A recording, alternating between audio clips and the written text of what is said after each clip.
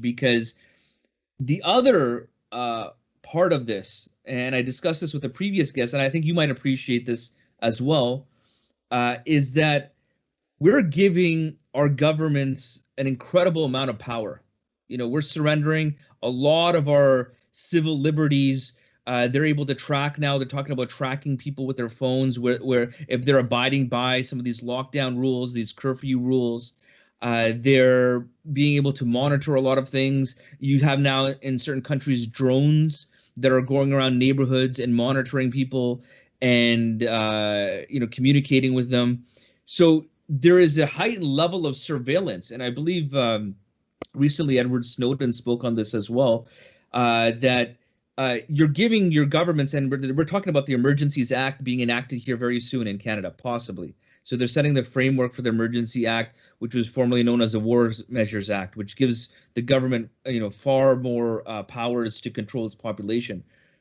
So now, after the fact, I feel if you don't ask those right why questions, instead of getting maybe some moral lessons, some spiritual lessons, you look to your government. Okay, you're controlling the situation. You're saving us. You're the ones who are going to save us, our governments, not Allah, but your governments are saving us. And so now you look to them as this authority figure that you're willing to subjugate a lot of your free will. So instead of submitting yourself to Allah subhanahu wa ta'ala, you're more submissive to maybe authoritarian structure. You know what I mean? So I think those why questions need to be answered on a much deeper level. Why do I feel in the state of fear? I'm changing my pattern of behavior, out of the state of fear.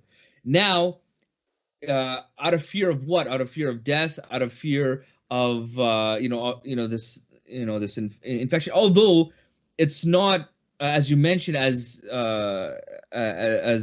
harmful as other infections and whatnot. But because of this, it's heightened level. We're willing to change so much of our behavior. But there is a liability towards that because somebody can abuse that, right? The authoritarian governments, whatever governments can abuse this. But if that fear is redirected to Allah, who has power over all things, as we talked about at the beginning, then I believe we can benefit far more, and it can be much more of a lasting benefit. They seem to now depend on their government more. They're looking to the government to solve all their problems. People wonder why the government becomes so powerful, but it's mainly because people have given them that power. You ask them to solve your problems, all your problems.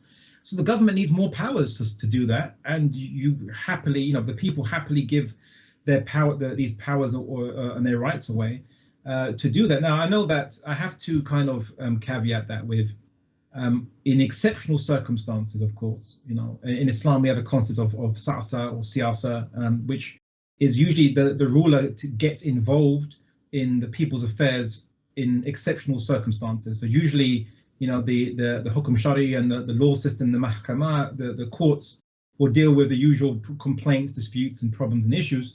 But whenever a matter can't be resolved by the court, the judges used to always, appeal to the caliph to do sa'sa, or the local governor, the local wali of the caliph, to do sa'sa to resolve the matter.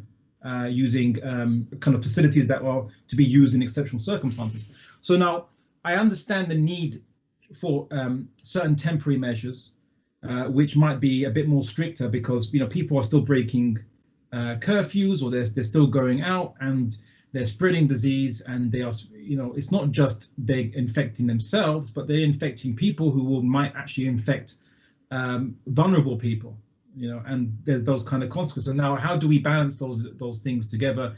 I think what we need to look at is to ensure that whatever measures are brought in are very temporary and subject to a lot of scrutiny and review and completely revocable.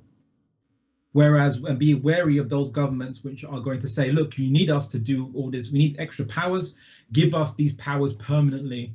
And, oh, don't worry, we'll use them when they're needed. So you just trust us for this. No, do not. Do I feel that the New York police are providing enough protection, or do I have to have protection of my own? I look for protection from Allah.